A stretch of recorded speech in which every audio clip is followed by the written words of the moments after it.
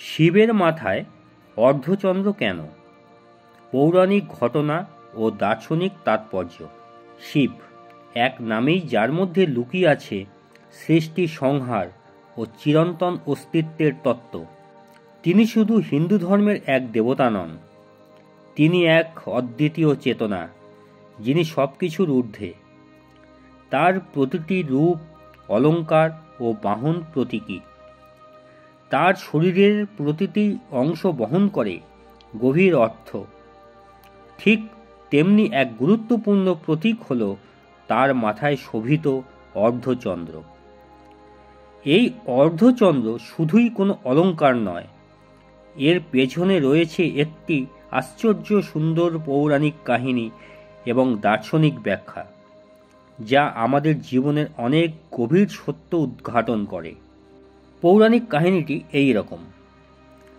প্রাচীনকালে দেবতাদের মধ্যে চন্দ্রদেব বা সোম ছিলেন অপূর্ব সৌন্দর্যের অধিকারী। তিনি ব্রহ্মার মানস পুত্র প্রজাপতি দক্ষরাজের ২৭ কন্যাকে বিবাহ করেন। এই ২৭ জন স্ত্রী আসলে ২৭ নক্ষত্র। এই ২৭ জন স্ত্রীর মধ্যে চন্দ্র শুধু রোহিণীকে বেশি ভালোবাসতেন, যার ফলে বাকি স্ত্রীরা ছিল অবহেলিত। রাগে দুঃখে অপমানিত হয়ে একদিন চন্দ্রের এই ২৭ জন স্ত্রীর মধ্যে রোহিণী বাদে ২৬ জন এসে তার পিতা দক্ষরাজের কাছে নালিশ জানালেন চন্দ্রের বিরুদ্ধে। কন্যাদের মুখে তাদের অবহেলার কথা শুনে প্রজাপতি দক্ষ হলেন অত্যন্ত ক্রোধান্বিত। চন্দ্রদেবকে অভিশাপ দিয়ে বললেন, তুমি রূপ হারাবে, তোমার ক্ষয়রোগ হবে, তুমি ধীরে ধীরে জ্যোতি হারাবে, ক্ষীণ হয়ে পড়বে। প্রজাপতি দক্ষের এই শাপে চন্দ্রের আভা ম্লান হতে শুরু করে, পৃথিবীতে সংকট দেখা দেয়, ঋতুচক্র ও সময়ের ভারসাম্য নষ্ট হতে থাকে। সমস্ত দেবতারা এই পরিস্থিতি থেকে মুক্তি পেতে চন্দ্রদেবকে পরামর্শ দেন, আপনি মহাদেব শিবের শরণাপন্ন হন, ধ্যান ও পূজার মাধ্যমে তাকে সন্তুষ্ট করুন, তাহলে এর একটা বিহিত হবে। দেবতাদের কথা শুনে চন্দ্রদেবও তাই করলেন, মহাদেবের আরাধনা শুরু করলেন। শিব তুষ্ট হয়ে তাকে অভয় দেন এবং চন্দ্রদেবের এক কলা অংশ শিব নিজের মস্তকে ধারণ করলেন।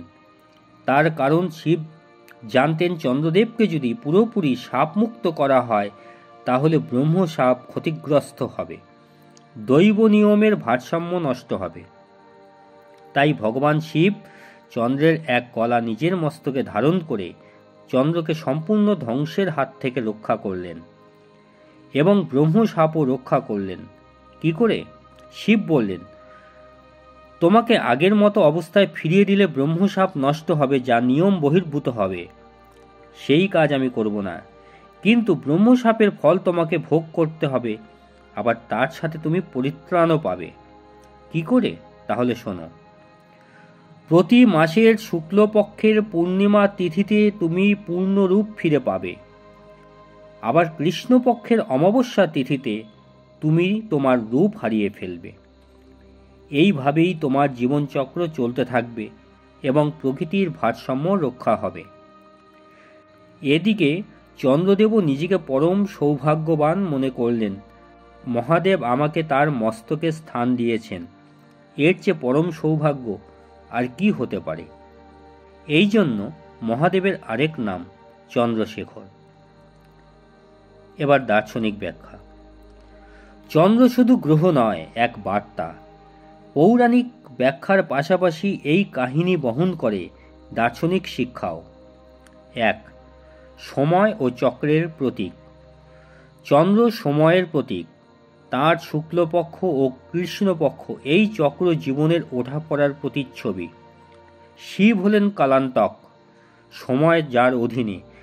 তিনি এই সময় চক্রকে মাথায় ধারণ করে আমাদের শেখান, সময় কখনো একরকম থাকে না, পরিবর্তনই চিরন্তন। ২. শীতলতা ও সংযমের প্রতীক। চাঁদের আলো প্রশান্ত, ঠান্ডা ও মৃদু। ঠিক তেমনি রুদ্ররূপী শিবও সময় মতো পরম শান্ত ও ধৈর্যশীল। মাথার অর্ধচন্দ্র যেন তার সেই শান্তরূপের বহিঃপ্রকাশ। 3. অহংকার ও বিনাশের বার্তা। চন্দ্র ছিলেন গর্বিত এবং সেই অহংকারের ফলেই তিনি সাপে ক্ষতিগ্রস্ত হন, কিন্তু নম্রতা ও ভক্তির মাধ্যমে তিনি শিবের কৃপা পান।